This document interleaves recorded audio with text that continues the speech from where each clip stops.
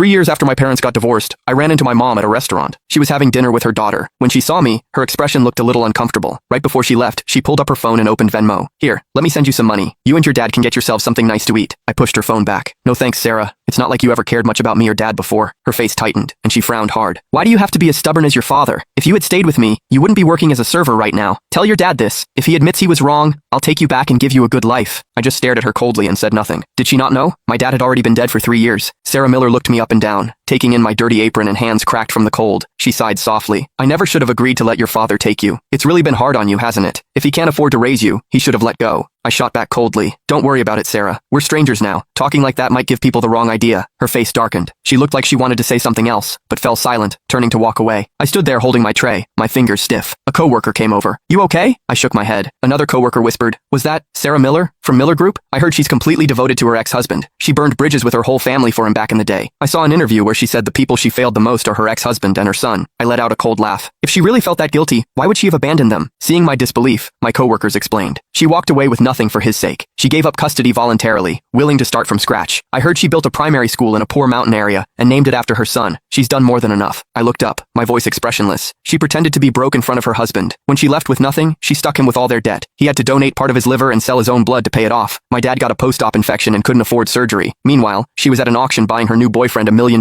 watch. She wouldn't even pay for my dad's medical bills. And to protect some guy she was seeing, she hit me so hard she damaged my ear. I can't play the piano anymore because of her. Everyone went quiet. My coworker's eyes went wide.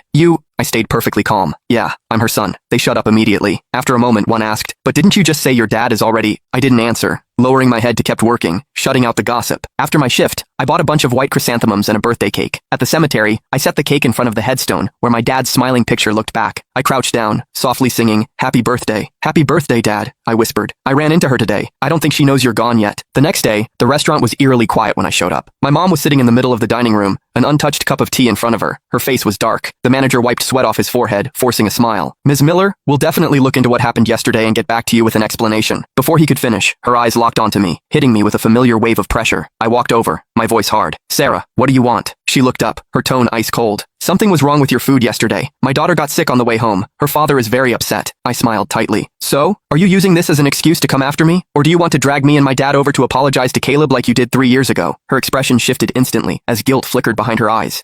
She remembered that night 3 years ago, the way she'd played us for fools. Back then, my dad and I believed she'd gone bankrupt. She claimed she lost her company, was drowning in debt, and wanted a divorce so she wouldn't drag us down. My dad worked a dozen jobs a day to pay off her debts. So exhausted he fell asleep standing up. Debt collectors hounded us until my dad went to an underground clinic and donated part of his liver.